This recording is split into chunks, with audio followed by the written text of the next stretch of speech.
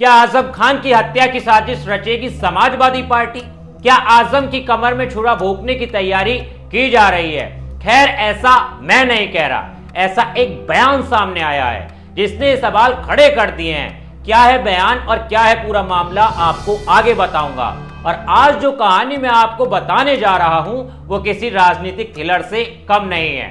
नमस्कार दोस्तों, मैं हूं आपके साथ ऋषभ चौहान। एक नेता जो 23 महीने जेल में रहने के बाद बाहर आता है और बाहर आते ही अपनों से ही दूर नजर आने लगता है। एक और नेता जो उसी से मिलने जाता है और कुछ ऐसा कह जाता है जो बन जाता है साजिश का संकेत। और अब तीसरा किरदार, एक सत्तारूढ़ पार्टी का विधायक जो कहता है आजम खान को सपा मरवाना चाहती है। सवाल उठता है, क्या यह महज बयानबाजी है या वाकई सपा के भीतर कुछ ऐसा चल रहा है जिसकी भनक सिर्फ चंद लोगों को है? 23 महीने, लगभग 2 साल बाद जेल में गुजारने के बाद जब रामपुर के कद्दावर नेता आजम खान सीतापुर जेल से बाहर निकले तो सबको लगा कि शायद वो पहले की तरह सपा की राजनीति में लौट आएंगे, लेकिन ऐसा हुआ नहीं। न अखिलेश यादव उन्हें जेल से लेने पहुंचे। ये वो पल था जिसने आजम खान की चुप्पी को सियासी संकेत में बदल दिया। मीडिया में खबरें तैरने लगी, आजम खान सपा से नाराज हैं, आजम खान अब अखिलेश से दूरी बना रहे हैं, बीएसपी या किसी नए विकल्प की तलाश में हैं। लेकिन कोई कुछ कहने को तैयार नहीं था। आजम खान खामोश थे और यही खामोशी अब उत्तर प्रदेश की सियासत में सबसे ज्यादा शोर मचा रही थी। फिर दिन आता है 8 अक्टूबर का। रामपुर में आजम खान का घर। करीब 2 साल बाद अखिलेश यादव खुद वहां पहुंचे। कहा गया मुलाकात मैत्रीपूर्ण थी, लेकिन उसके बाद जो बयान आया वही बना इस पूरे विवाद का कारण। अखिलेश यादव ने कहा आजम खान समाजवादी पार्टी का वृक्ष हैं, वो हमारे साए की तरह हैं और वो हमें छोड़कर कहीं नहीं जाएंगे।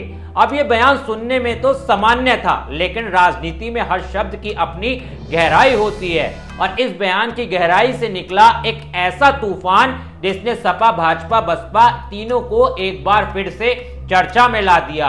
अखिलेश के इस साया वाले बयान के कुछ ही दिनों बाद बीजेपी विधायक नंदकिशोर गुर्जर का एक इंटरव्यू सामने आया जिसमें उन्होंने चौंकाने वाला दावा किया, अखिलेश यादव आजम खान को मरवाना चाहते हैं। जी हां, ये शब्द थे नंदकिशोर गुर्जर के। उन्होंने कहा अखिलेश यादव कहते हैं कि आजम खान साया हैं। बताइए साया किसका होता है, भूत या जिन का? यानी वो खुद कह रहे हैं कि साया साथ रहेगा, पर यह साया जिंदा नहीं रहेगा। यह बयान किसी पटाखे जैसा नहीं बल्कि राजनीतिक बम था जिसका धमाका पूरे उत्तर प्रदेश में सुनाई दिया। गुर्जर ने आगे कहा आजम असुर प्रवृत्ति के व्यक्ति हैं, उन्होंने दंगे करवाए, बाबा साहब अंबेडकर को माफिया कहा और काशीराम जी के जिले का नाम तक बदल दिया। फिर बोले अगर सपा सत्ता में आई तो आजम खान के खिलाफ एक बड़ी साजिश रची जाएगी, इसलिए ऐसी पार्टी की मान्यता ही खत्म कर देनी चाहिए। अब सवाल यही उठ रहा है, क्या आजम खान वाकई सपा से नाराज हैं या फिर ये पूरा खेल सिर्फ बीजेपी और बसपा की राजनीतिक रणनीति है? क्योंकि जब आजम खान जेल से बाहर आए तो उन्होंने मीडिया से तो दूरी नहीं बनाई, लेकिन किसी इंटरव्यू में कुछ नहीं कहा, किसी मंच पर नहीं पहुंचे, बस अपने घर में चुपचाप। लोगों का कहना है कि उनकी नाराजगी गहरी है। रामपुर में कई पुराने साथी भी उनसे दूरी बना चुके हैं और अखिलेश यादव की एक मुलाकात अब शायद बहुत देर से हुई है, वो भी दबाव के कारण, क्योंकि बीएसपी ने महारैली 9 अक्टूबर को लखनऊ में की थी और अखिलेश यादव कभी नहीं चाहते थे कि आजम खान उस रैली में शामिल हो, क्योंकि आजम खान की खबरें आई थी उस रैली में शामिल होने की सूत्रों के हवाले से।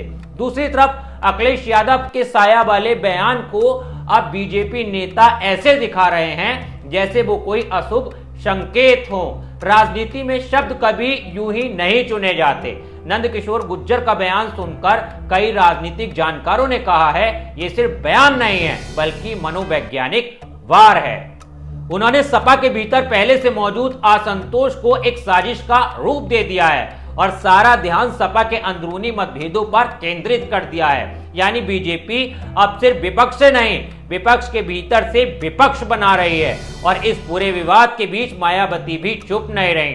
9 अक्टूबर को लखनऊ में अपने भाषण के दौरान उन्होंने सपा पर जमकर हमला बोला। उन्होंने कहा, जब सपा सत्ता में होती है तो उन्हें काशीराम जी याद नहीं आते, लेकिन जब सत्ता से बाहर हो जाती है तो संगोष्ठी की बातें करने लगती है। उन्होंने खुलासा किया, हमारी सरकार ने जब स्मारक स्थल बनाए तो उसके रखरखाव के लिए टिकट का पैसा रखा, लेकिन जब सपा सरकार ने वो पैसा दबा लिया, 1 रुपया तक खर्च नहीं किया। मायावती ने सपा को दोगला और अवसरवादी कहा और लोगों से को चेतावनी दी कि ऐसे लोगों से सावधान रहें जो सत्ता में आकर अपने संत महापुरुषों तक को भूल जाते हैं। उनकी बातों से साफ था, बसपा भी अब सपा की मुश्किल बढ़ाने के मूड में है। आजम खान का करियर हमेशा विवादों से घिरा रहा है। रामपुर में उनका दबदबा भी रहा और दुश्मनी भी। वो कभी मुस्लिम राजनीति के सबसे बड़े चेहरे कहे जाते थे,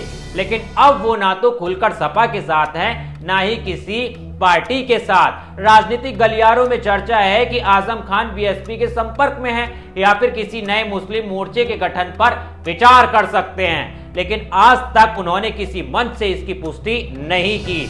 उनकी चुप्पी अब उत्तर प्रदेश की सियासत का सबसे बड़ा सस्पेंस बन चुकी है। अब बात करते हैं उस शब्द की जिसने यह पूरा विवाद जन्म दिया, साया।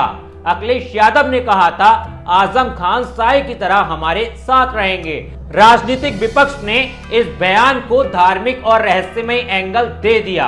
किसी ने कहा यह संकेत है कि आजम अब साए बनकर रह जाएंगे। किसी ने कहा यह इशारा है कि आजम अब राजनीति में नहीं, कहानी में रहेंगे। और बीजेपी विधायक नंदकिशोर गुज्जर ने तो सीधे इसे हत्या की साजिश से जोड़ दिया।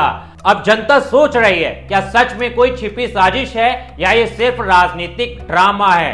नंदकिशोर गुज्जर ने अपने बयान में एक और दिलचस्प बात कही। उन्होंने कहा, मुख्यमंत्री योगी आदित्यनाथ ने आजम खान जैसे लोगों को अत्याचारों का जवाब दिया है। उन्होंने कानून के जरिए न्याय दिलाया है। और फिर बोले, आजम खान जहां जाएंगे लोग उन्हें नफरत की निगाह से देखेंगे। यानी एक तरफ उन्होंने सपा को हत्या की साजिश रचने वाली पार्टी कहा, दूसरी तरफ योगी सरकार को न्याय का प्रतीक बताया। राजनीतिक विशेषज्ञों के मुताबिक यह बयान यूपी में मुस्लिम और दलित वोट बैंक को बांटने की चाल भी हो सकता है। तो अब सवाल यह है, क्या आजम खान का सपा से रिश्ता टूटने वाला है?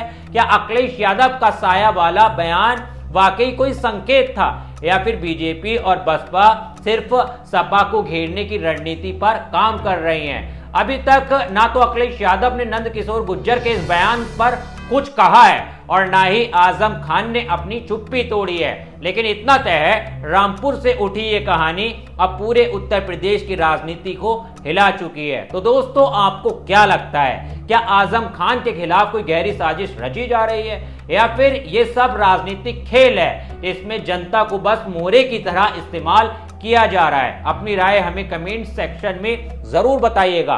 वीडियो को लाइक कीजिएगा, शेयर कीजिएगा और देश और दुनिया की तमाम खबरों के लिए, खासकर राजनीतिक खबरों के लिए, क्राइम खबरों के लिए मेरे चैनल को सब्सक्राइब करना मत भूलिएगा। मिलता हूं आपसे किसी और वीडियो में। जय हिंद।